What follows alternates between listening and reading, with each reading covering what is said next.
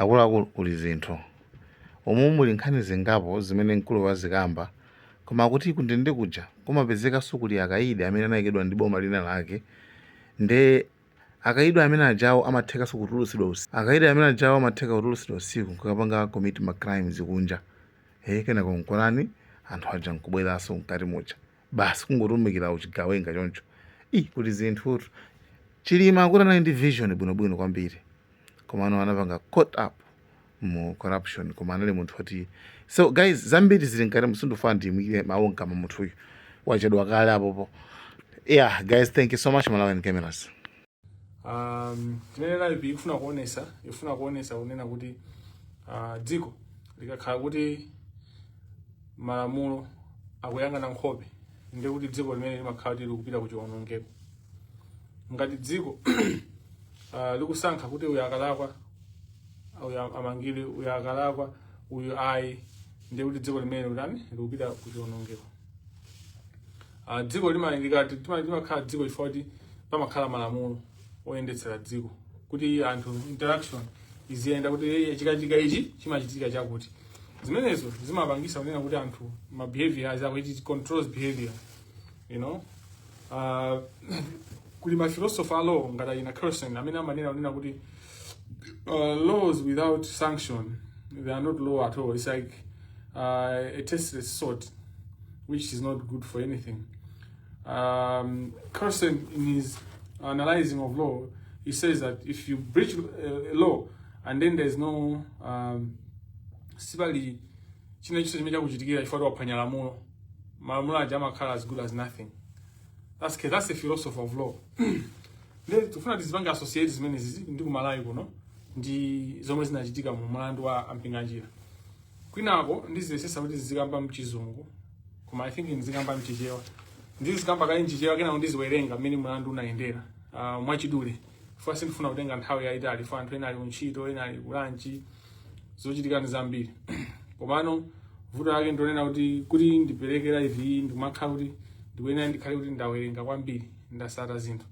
Chifukwa oyipawo amene akufuna kuti dziko lathu likhale mene lili panopa chinabala anthu mangophwanya malamulo akufuna kuti angotenga mwina pati nake ndikangopeza kuti ndakhosomola pang'ono ndikangolakwisa pang'ono, if I just sleep they will just take that and then spread and then make it to that maona walakwisa apa kuziwa malamulo chanja. So I'm trying as much as possible to not give them that opportunity, and so far excellent.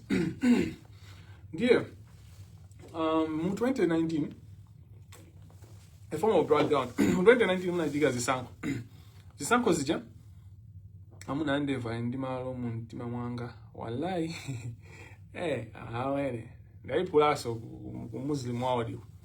This is sunnah. Yeah, anyway, magamba mundisokonezaso eno ndandisiye ndipange focus tikonze Malawi mufuna so mundisokonezeso mundibalalise mundipake sichoncho ngati tubaki andiombele sichoncho funa andishute ngati tubaki andishute sichoncho ngapanje paka mungu ndipaka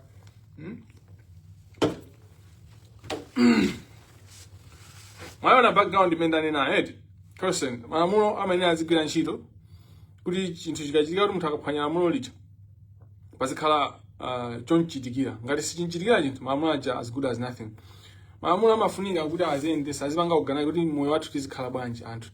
Munthu uyu akakhala kuti wapanga chakuti chimene azipanga uyu akalimbikira mmoyo akuyena kuti zimuyendera uyu akakhala panga ulesi sizimuyendera choncho koma zikangokhala kuti olimbikira sizikumuyendera osalimbira zikumuyendera kuti palibepo certainty, then there is no certain behavior that is consistent and people do not have any drive. So much times anthu ngati society yathu nazakambapo 2 days ago see merit based and hard work based kuti it's not the people are not rewarded based on merit and hard work. It removes the motivation to work hard. You know, it removes the motivation to be excellent and to be the best, because it doesn't matter whether you are the best, whether you are working hard. What matters is who you know, ujetsera ndani, ndiwe mwana wa ndani, and all that. So zimene zozo zazika mizu muziko lathu. Letu funa tipereke chitsanzo kuuza mlandu wa Ampinga njira. Umene background yake ndonena kuti 2019 kunachitika mavoti. Anthu atavota Arthur Peter Mutharika, professor anawina. Pamene IMCP Alexious Kamangila anakhala number 2. I think Chilima UTM anakhala number 3. Kenako zizatero panamba kuoneka kuti kunali tipex anthu amatani amakhwacha malizati anakhala pataonesa zithunzi za malizati okhwacha. Kenako anapiza kuti kunapidwa ku court. Kenako chanchanya koma nkhani yonse ifotokoze kwambiri fani ifotokoza mazulo tigambirana za mlandu wa chisankho. Apapa tukamba za mlandu wa Ampinga njira. Kwa mlandu wa Ampinga njira unachokera pa mlandu wa chisankho. Hello. zinthu zimakhala connected. Anyway, za chisankho tikambirana mazulo. Pamene takuuze kuti china chili kanchani nkhani ya chisankho ichi. Ndipo ine ngati analysis yanga ndimaona kuti nkhani ija inaenda bwino kuti nkhani meja inaenda mwachilungamo kuti nkhani meja panalibe circumstances ena ake amene abwera zakunja zomwe zinapangisa kuti zikhale mene zinakhalira muja maonedwe a ineyotu amene takuuze ndi mazulo. Apa tukamba za mlandu wa Ampinga njira. Chisankho chija chitapeza kuti malizati akupanga choncho. Anthu ena anamba abira chisankho mpaka natu Chilima anapita ku court china achakweraso anapita ku court china. Milandu ija 2 mina anayiphatikiza. Tikuuzaniso ndi mazulo kuti uphatikiza kumene kunaenda bwanji anaphatikiza milandu imene ndani china nchani kuti ayiphatikize milanduyo. Milandu iwiri kuyiphatikiza kuti amauka amapempha chani ambali yawo kamapempha chani kuti kuyiphatikiza kunachitika nchani. Adaphatikiza milandu ija kena kunasatu kwanakhala anapanga constitutional court kuti anabwesa majaji kuti ayang'ane kuti zimene zinachitikazi aziunikire ndi kuyerekeza ndi malamulo akulu a dziko lino amene amachita kuti constitution. Majaji amene anasankha 5 sindachula ifa sizofunikira koma sonse tukaziwa. Majaji 5 amene amakhala ndi judge president amene anali nthawi imene apo tani.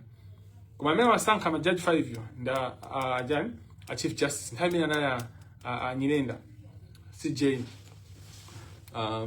Now makoti janaba kumayenda nditupita ukupanga jendena milandu janaba kumapanga kumayenda ku court nonse mamvesera kuti anthu my lord anachuka nthawi imeneyo when people are listening to that case.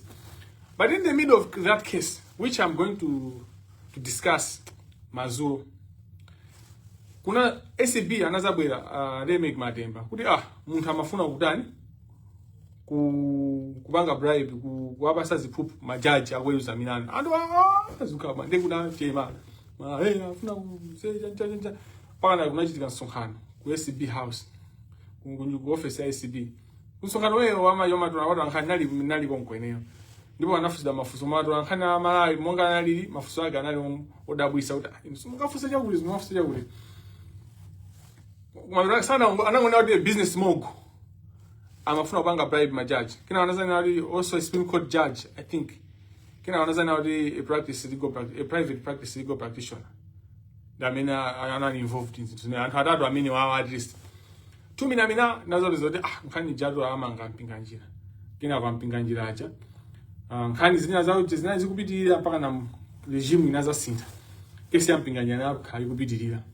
So you should now see what we have turned our legal profession into, a legal, the legal regime into, what our legal profession in Malawi has become. There is a form of menisma kalira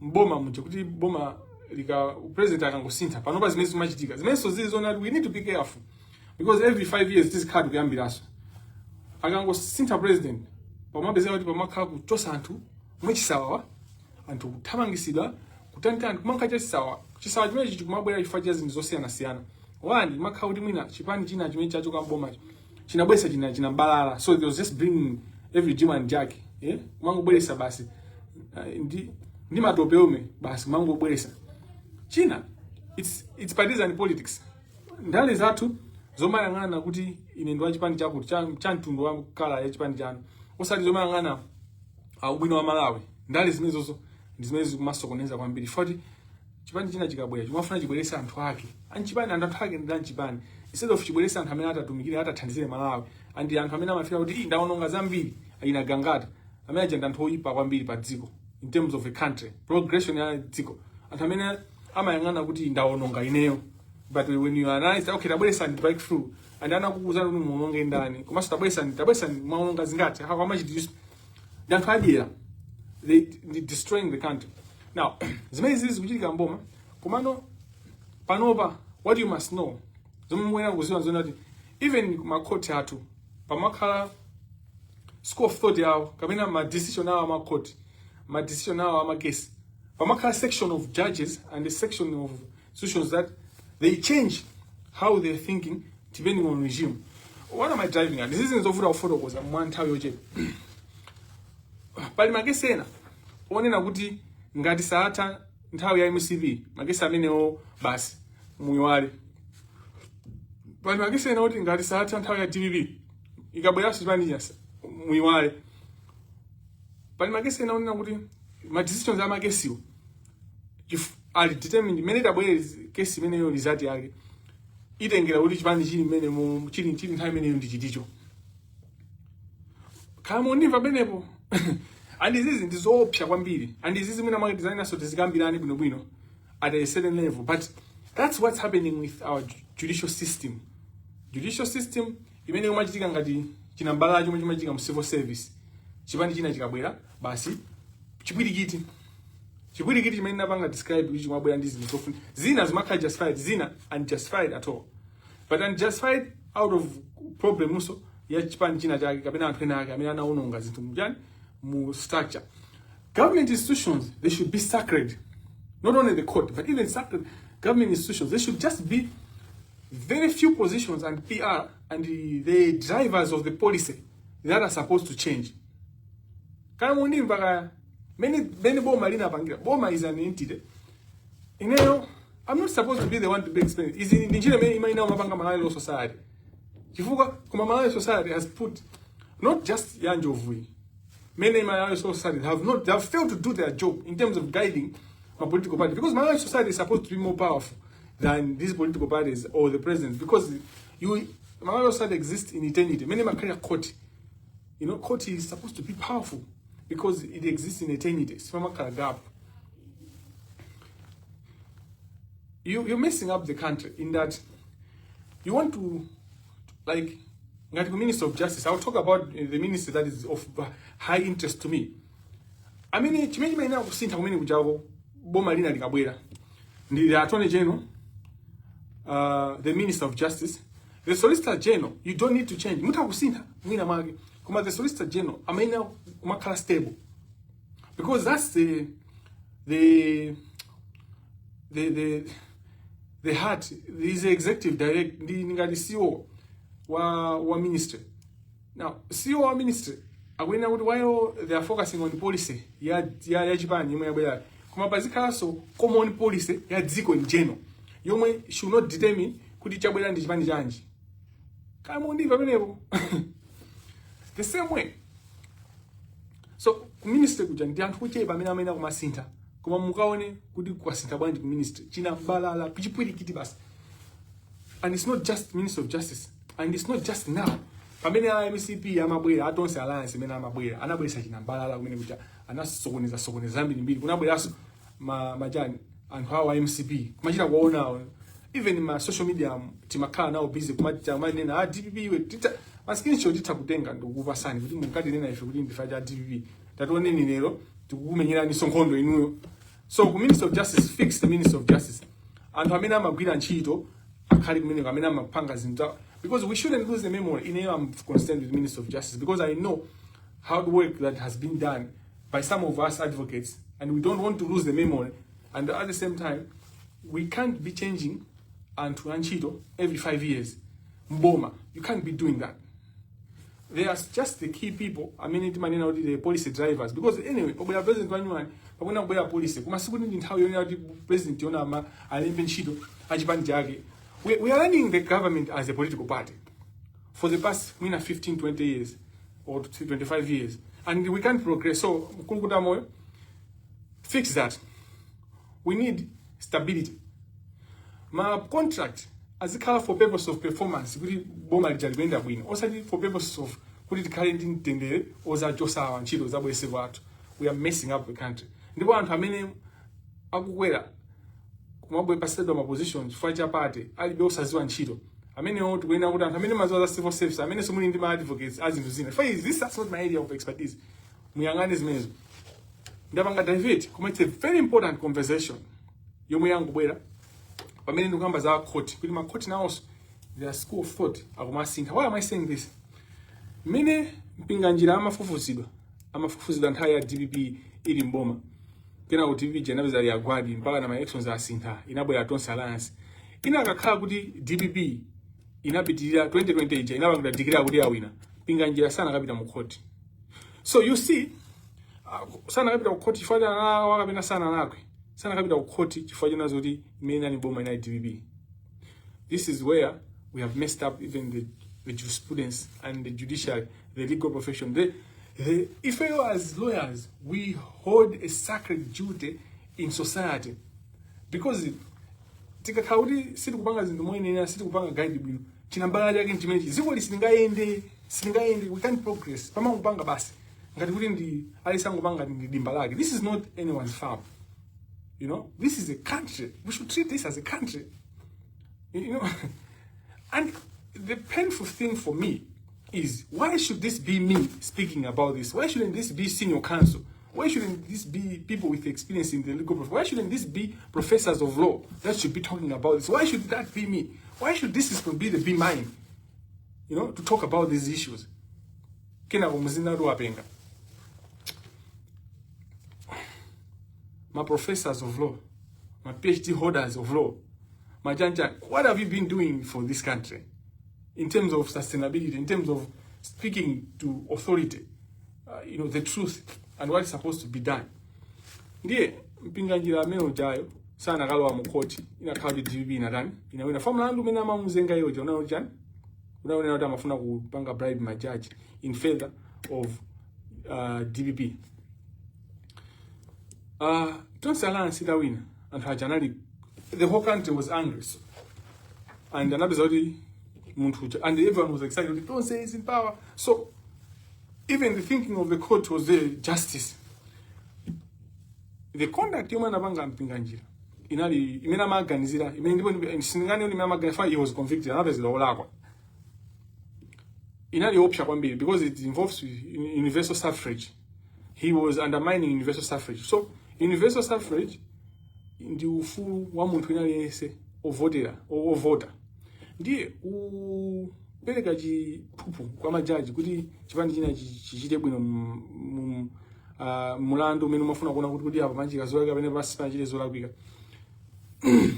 Unali ndi kuthekera kosokoneza section 6 imene mapanga universal suffrage, which is the heartbeat of democracy. So mpinganjira's actions were a threat to the heartbeat of democracy. From the finding of the court kuti anapanga zimene kuti amafuna kupanga bribe majaji kati kumvanda penepo mukapanga so naika manotambi mbiri koma ndaona kuti ningozitambasula ningochepesa ndisa chukuse for zinthu zina mwina zitapanga confuse for zina zindi it's a full lecture yoti tikhoza kukhala pansi 2 hours tukambirana zimene zinachitika. Mukaona umboni umene unaperekedwa mu case yomwe mpinganjira amayankha anthu amene anaperekera umboni mboni yayikulu ya boma anali Mike Tembo, justice of the high court, ajaji Mike Tembo. Ajiwiri anali soina so ajaji ka potana hali potana kunali so akapindu kumene kunali majaji na amene apekera umboni kila mwabwera anthu ena khani ngoifuza bwino bwino kupeza kuti lawyer amene amachedwa kuti private legal lawyer in private practice khani imamveka kuti imaonesa kuti anali Frank Beda amene atoni jina hapana.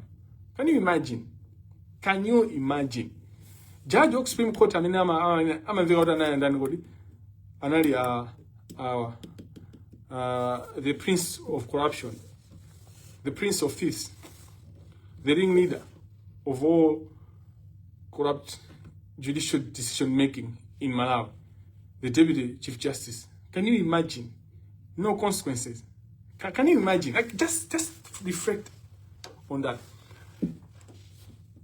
Mpinganjira uja amina mamuzenga mlandu judge mukoti yaikulu anaya de Gabriel ati Gabriel atafufunguza kuona manthu atapereka maumboni anapeza kuti anali account sana apanga account 6 zogwiza nokufuna kupereka chuma kwa anthu nchonga kuti asinthe zinthu njani nakawerenga komano uzitengera nthawi muziwerenga sonokha zinthu osamangopanga don't just be spoon feed basi kumangokudigira nyani nanga nditakhala ndikunamizani takhala munde mukawerenge mukacheke kuti zigamulo zimene zikuyenda bwanji mungocheka pa Google po osamangokhala pamene kumangopanga basi kumangoonera zinthu zosakhala bwino checking nyashi kaya basi mayo chanjani no muzipanga buzanze muzitaipa malawiri mukapanga malawiri makupilisa pa website pa page po uthawupanga po kuti thomo mpinga njira zigamulo zimene zibwe mukaona how serious amene wawa abambo wampinga njira milandu mina amazinga ina yodani kumana apeza kuti analola kwa njira ziwiri zinthu zimene zozo kumapeto wake anapasa kuti akagwe jeli kwa 9 years zaka 9 anawazoti akakhale kundende zaka 9 Ampinga njira aja 2 mina anathamangira kutengera zomwe anapanga lafu kasambala amene anali munthu wopsa kwambiri criminal wankulu and I wonder mpaka ndamalowa kuti Malawi Law Society munalola bwanji kuti lafu kasambala azitchedwa senior counsel munthu was convicted mpaka na pamene anazatisiya. How was that possible? How did you let lafu kasambala kumakhala senior counsel osamwitana kuti disciplinary osa olongompanga suspend kuti apa ndopasingama kutchule kuti senior counsel, but we know this lafu was still practicing amalowa mukoti kumatuma even majama yakukhala kumbali kumakuta like it was anali kuti he didn't care amapanga zizo and you know pano pano pamene mazindikira sina time nali mwina ndangoyamba mwina wani chomene chanchani maseniors athu ku legal fraternity mwatira kwira kwambiri kwa zaka zambiri mukoena kuti mutiyankhule bwino and mukoena kuti mwina mutipepese ife maloya ang'ono kapena kuti amene tikuyamba kumene career yathu munatipangira situation yonena kutena kuti you can't excel opanda ziyango opanda corruption, so you need to do something. And I think kugwa kwa Babylon pamene Supreme Court ikuchoka chedwa tikuyenera kunena kuti anthu akhale accountable kuti tinakachita bwino pali zina zimene sitinakachita bwino achabwino akamangiraso anakatha kuti yankhula bwino koma anonso tinakathaso ifeso kuchita bwino samangoomera mbuzi kugunda gawo. Mukaona Ade Gabriel akupereka 9 years kwa Ampinga njira tata akuthamanga zomwe zinali zoti tikuziwa kale zimene zitachitika, like we knew, like the playbook was there kuti uyu mina mpeza kuti athamanga Supreme Court ndipo apita kwa judge apita ayika kwa madise kwa chikolo kwa kapanda ndipo akatenga belo yampasa basi nkhani ithera pompo nkhani izathira pompo the same way the lafu kasambala instance.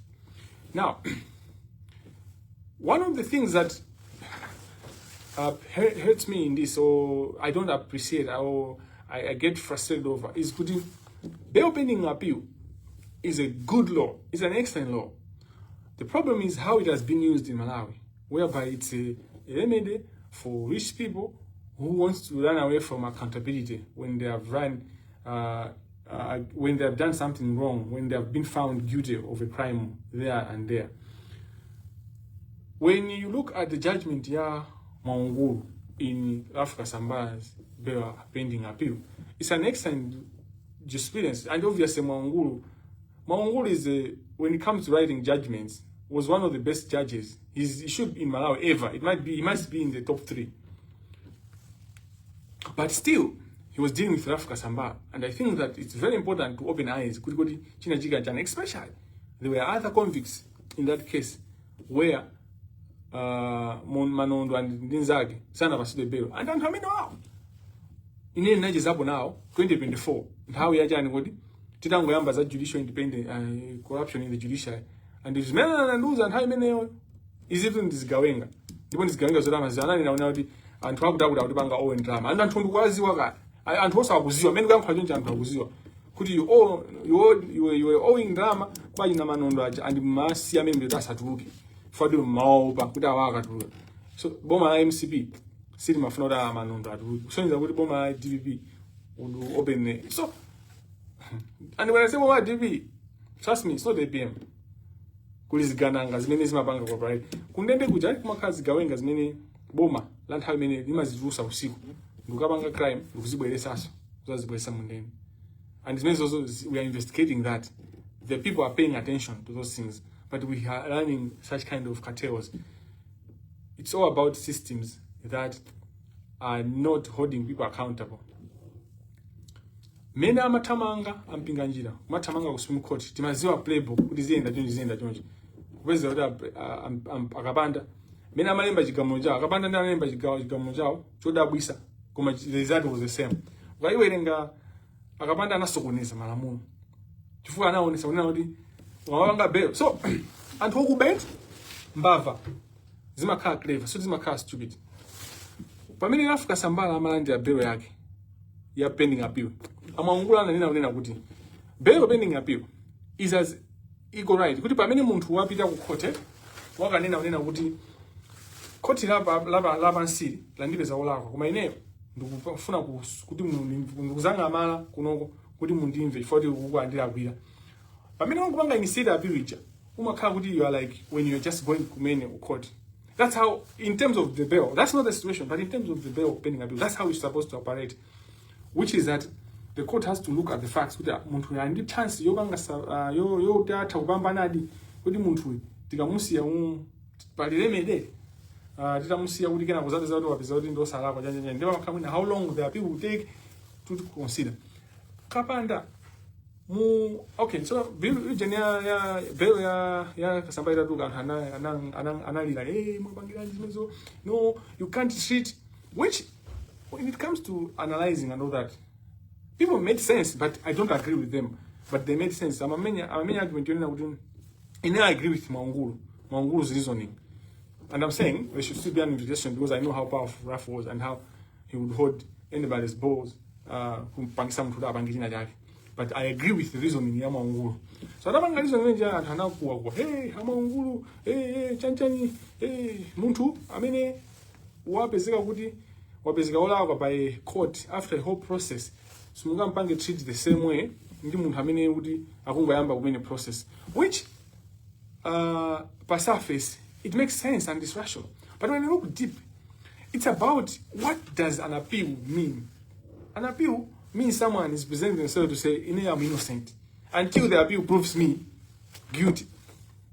But they are not innocent because the court down there, but as the court is attending to the appeal, it's not focused on what the other court has found. It's focused on what is going to find, despite the fact that my facts, my witnesses, I'm a court of law, high court, the Supreme Court. Supreme Court, the law itself on appeal, it doesn't look at the facts and the witnesses as such, unless there is a need to, where there are also circumstances which the court has procedures to allow the same.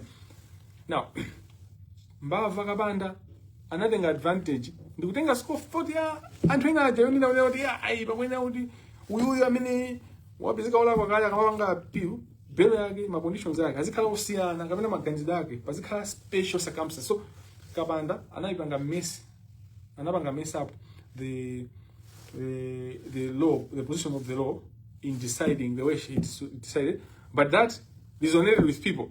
But exactly so the people that are corrupt, they are not stupid. They try to look just and they do everything to look just. So even as you go by ukaona ma judgment then na malemba umawerenga judgment kuona kuti chimunthu chalemba ukaifufuza nkhani kuzana nanda ndama ukananda ukusokulandira ndikupanga nonkhani munthu ngamo mwake ndikulemba so judgment yabwino koma ukanaja ndama ukanaja achikopa tukwaziwa nda gangster kaya.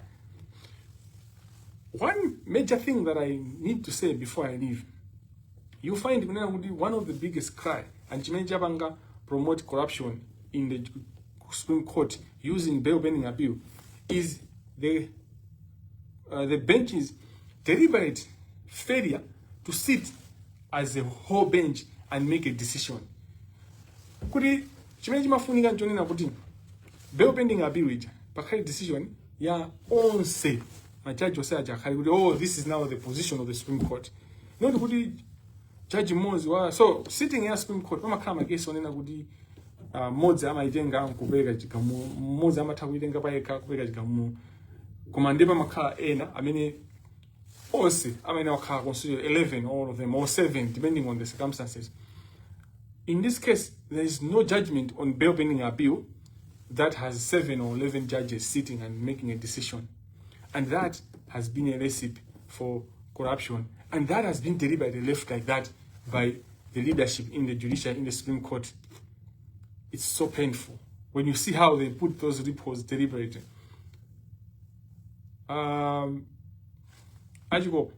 are involved in the bribe yandani yomwe amafuna kupereka oyimene anapereka Ajiko Ampinga njira yomwe sina akafike kwa majaji mfaka Ampinga njira atoma amakafuza kuti akuti mwalandira iyo atandiraso chani osaziwa kuti akuzipereka manja mwachani mwa boma.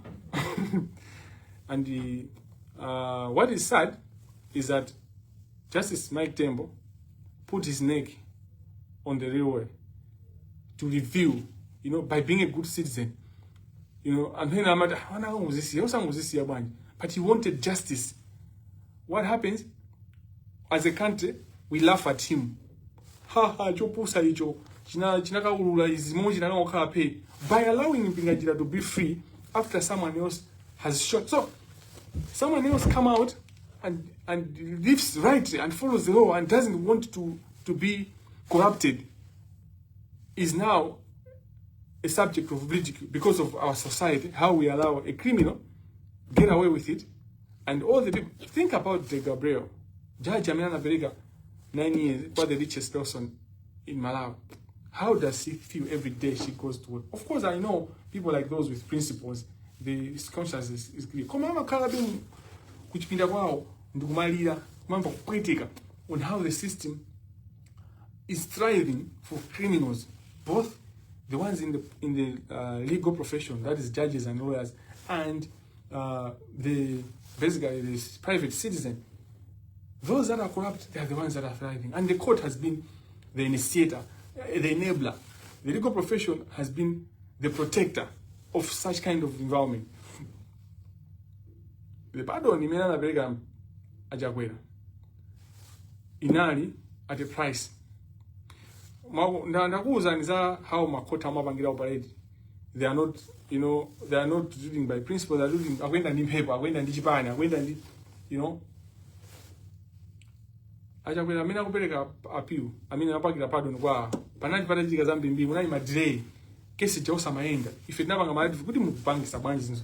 Kesi hii tumachita uzoti kesi mijasi zaenda muthu ali kujani kwawo akumenya ma business akutantana. Chomwe mungaziwe nchonena kunena kuti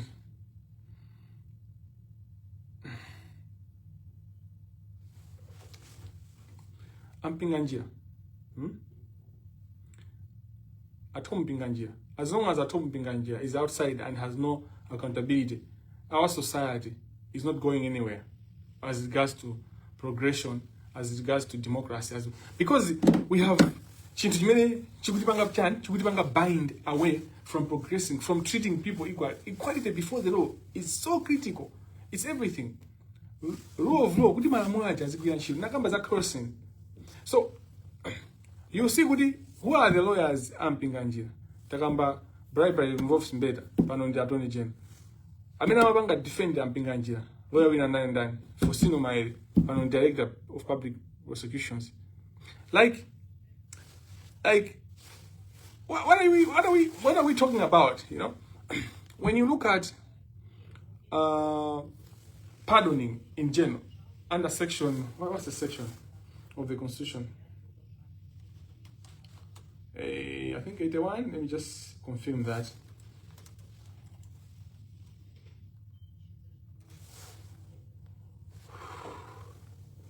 Section 89, subsection 2. The president may pardon convicted offenders, grant that of execution of sentence, reduce sentence or limit sentences. So there's a condition, provided that the decisions under this subsection shall be taken in consultation with an advisory committee on the granting of pardon, the composition, formation, which shall be determined by an act of parliament. Now, parliament is really right. Parliament is president, nobody advisory committee. We need to dig, and these are questions we need to have answers as citizens. And the Malawi law society, again I say, we are supposed to be Malawi law society, not a Malawi lawless society. or a Malawi not consent society in terms of the law. You know, we need to find out what considerations were taken to pardon Tom Binganji, and that should be made public within a week or 2 weeks. Minister of Justice help us together with Minister of Homeland Affairs, because that's your area. So as a citizen, Ampinga pardon, what were the grounds? What were the grounds? Who recommended?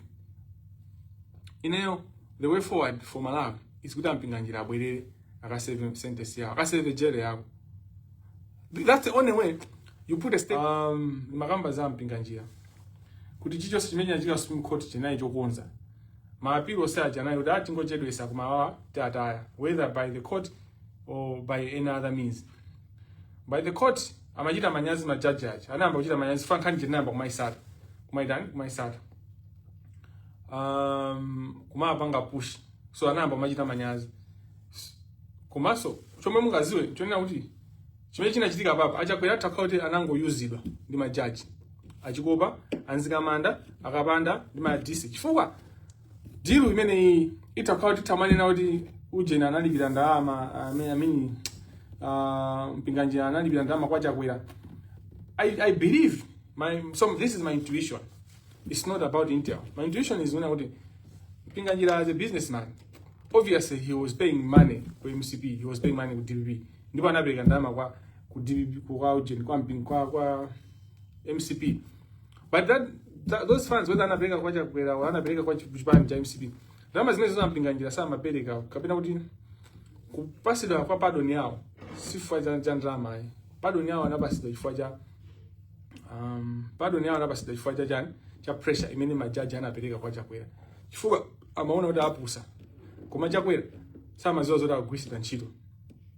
Anapo chakwera o titangana maziwa komano analibe nazo ntchito analibe, I don't know, sindikuziwa koma chakwera ndamanga tuze izizi. Chifukwa chani kumene unena zimene zizi, chifukwa chake nitonena kuti pardoning Mpinganjira was not in the interest of chakwera, and it didn't look well. It wasn't, you know, was muntu amafuna kubera power yako iwe umafuna. So there is something chimene majaji ajana mpasa kuti abwana power hii. That's why zintu zinazika mazuo kuti nda election ndigamba ifuna so ndibange connect ndi kuti anthu amabanga deal over our country at the expense of well-being of Malawians. And this is very important. Few people make deals that affect everyone, 25 million people. But those decisions are to their benefit. And that must stop. And if there's anyone that doesn't want that to stop, we should stop that person. If you will reprieve Irish rule of law, Malawi Human Rights Commission, ajina Victor Mhango kumene kujako kumene amagwira ajina Victor Mhango ajina chikoti chijozi, we have been saying 30% ma guidelines are pardon. Mukama kugira anthu kundende 30% chifukwa kuti pamafunika pakhale ma guidelines for accountability purposes. Kuti anthu amene mukakhulukira azikhala ndi omweyo okhawo amene akupanga qualify. Or else anthu amene sakupanga qualify or ena amene akusidwa kuma kupanga qualified zitha kuifewa ngati ma NGOs kubwera hapo chifukwa tinapanga so observe kuti corruption iso ku prison kumakhala corruption anthu amatha kudisha kwa akulu ndikuayika mu list ya chikhupi cho anthu okhulukidwa ngakhale anthuwo sakupanga qualified. And izizi format one general thambo chakanyenda atha kuti kuvomereza ma journalists mutangocheka muona kuti pali maarticles ambiri amene mapanga pressure ndipo a Minister of Justice amene adawu yatasaba pang'ono ma guidelines tinakumana advisory committee nakumana osazoti zimene makumana amangofuna kuti abange recommend ajina Mpinganjira atuluke, abange recommend kuti ajina Oladi Musa atuluke, abange recommend the other Musa kuti atuluke, abange recommend kuti, you know, it has been politicized, and this committee, the advisory committee, has to be held accountable because it does put the security of the country at risk, the rule of law at risk. Just generally, the optics of the country to the world, whether investors or optics are many baba. Ngimalize ndikunena kuti gymnastics yonse imene imayenda ku Supreme Court nkhani ya mpinganjira, it was more about money. Under section 36 ya Financial Crimes Act, munthu amene akupanga one bank which mpinganjira was owning akapezeka musangapanga one bank ngati ali convicted by offense yomwe has made him or her stay in prison being incarcerated for more than 1 year. Ampinganjira namangidwa kwa 9 years. What it meant was immediately this controller of financial institutions, the authority of Reserve Bank of Malawi was to come in with a bank ija. Pali case as I'm speaking to you, but I think it was Supreme Court. Imene Ampinganjira for 5 years, I think, or 3 years or more. Maybe 3 years or 4 years. Pakala kukoka na kwana pakati pa Supreme Court, I mean not Supreme Court, pakati pa Ampinganjira and Reserve Bank of Malawi. I don't remember kuti ku high commercial court, ku lower court who decided, but it might be one of the corrupt judges. Just go back. I don't want to speculate when it comes to that. But you find kuti paliso corrupt judge wina amene ananena kuti ayi Ampinganjira sakuyenera kuti alandidwe banki. Mene zimatero maloya anazungulira Ampinganjira aja. Pali ndani apona kita, pali Khumbo Soko, pali maloya ena. Even sometimes my senior counsel are involved in these clandestine activities. What happens? Ampinganjira anachoka kukhala ujeni. Kusintha kumene anasinda jakuti asabakhale so involved in the bank. It wasn't out of shame, coming out of conscience, coming out of chanjan. It was kupulumutsa chuma.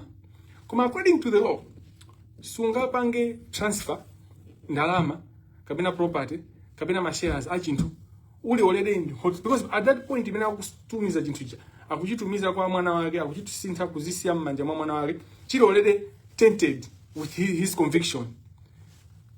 And then kupitirizabe kuti athawise chuma chija chimene chikuyenera kukhala m'manja mwa boma under Reserve Bank, anayamba kusegulate makampani ambirimbiri ndalama zimene amachosa muja mu banki muja. This was them hiding the money basically, and it was advised ya lawyer, which I think are also criminal, because lawyer chito yake imakhala kumpanga advice grant ndi kumpanga protect, but not to evade the law.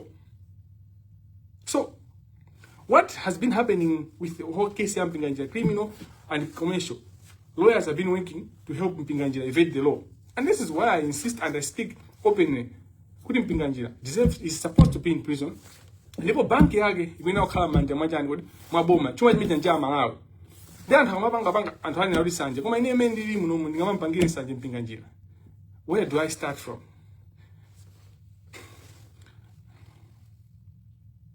This is why some of us anthu akamagamba kuti law of law, anthu akamaenda mabank kuti amaziwa malamulo nimangwayang'ana. And anthu akamagamba kuti ethics nimangwayang'ana kuti nizawo chitsiru nimadana nazo. Chifukwa zimene nizawo chitsiru.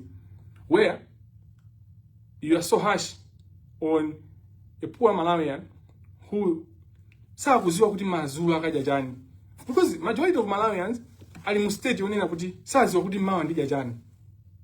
Inuyo muli busy kuzunjikira chuma chonena kuti muziziwa kuti in 100 years tili safe. Mulungu sali happy, sangakondwere. Ndipo msamakhale pa podium manade God this prophesy man of God zawo chitsiru. Nizawo chitsiru. You are all stupid. And if you are not angry, you are stupid.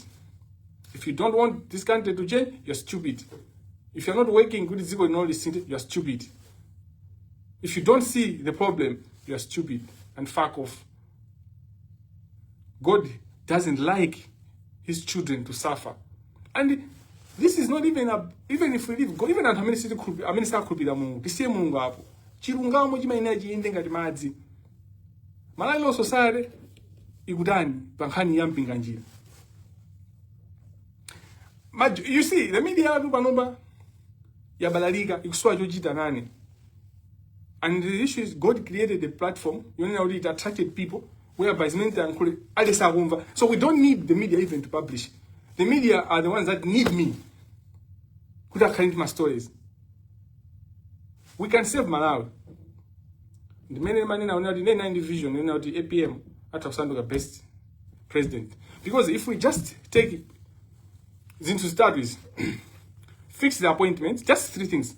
And amene ali involved ndi mpinga njira asakhale close to power, amene ali ndi ma criminal activities awo kale akale achoke, akhale kudali abweze ndalama ajanjani onse amene amayankha milandu nthawi yachakwera icha abweze atantani and milandu isachosedwe.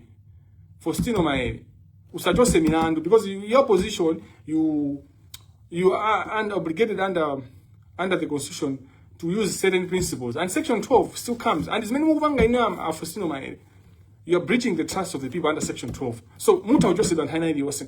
The other problem is we have a parliament imanguganza zayo ma MP athu ndi ajera. Before even with draw ya kesi ya Chilima, I kept on saying kesi imene jayo amawina ISB because in mlandu ina defense yao yomwe amaika ina kumbo ina bright tail ina ndio nina kuti kamikaze tu. If you analyze, if you are a criminal lawyer, I'm a criminal law lawyer. I do criminal law, so I know criminal law. Amanena unina odi chimangara kuvaya tibita tonse. A president this one ndu kubanga ni brigade. Fa the army council ndi many mabanga ma decisions kuti akaguleze ntu kwanda kwa sata. You know, so my generals are involved for years. They have been stealing money from Malawians, covering it in the name of military issues. All they are doing is Uber. Military our defense, you know, is weak because of corruption. Like dziko in fact in Tanzania just manunga kantu. Uchi tsiru watsogolera amene they even risk. Ndifaya again amazabanga agunena kuti ku imfa ya Chilima ena atosineyo. Inali poetic justice because Chilima anali kuti akwaopseza majeno aja kuti atani aulula. At the same time anakwera ndege imene yokutha kwambiri inalibe kwanira kukwera ndege kwa Chilima yokutha kwambiri chifukwa chona zoti analiso party anthu amene amajandama zakumira zogulira zida including ndege. It's sad because Chilima was great at what he did and selling him, so he was a marketer. You know, there were differences that I had with Chilima. Even when he was alive, Chilima knew. Chilima amatumizira anthu ena zinthu zimene mapanga post pa Facebook page yanga. He followed me kuma publicly sinayankhulani but I've never met him kuyankhulani. Ndinabusana chonchonchi ku area 18 ku church this other mass, but it was just like that, you know, like that. Nangozipasa ule muda azaona songa kuti awaso ndo jijitika ba. So I had a chance kuti nakatha kuyankhula but I never did. But Chilima knew about me. I think that he had a vision for the country and he had capacity, but he was caught up in a corrupt system. And most young people that want to be in politics, they end up caught up, and that's why we're just stuck. Finally, some akauda kama fika kuti atoka president, ama kabuti alindizaki zambi mbili jonji. Bwana Nkulukuta moyo, Peter Mutharika, save us, lead this country. We discuss all this and share your word in Jesus' name. Glory be to the Father and the Son and the Holy Spirit, as it was in the beginning, is now, and ever shall be, world without end. Amen. In the name of the Father, Son, and the Holy Spirit. Amen. I don't think by now mundichika ikoshona oti ife malamulo timaziwa. Koma malamulo ake oti equality before the law, rule of law, osati zungulira kupase kanthumba. Malamulo amene amapanga achina wapona kita. Sangati kwanisi mkhoti, ayina wapona kita.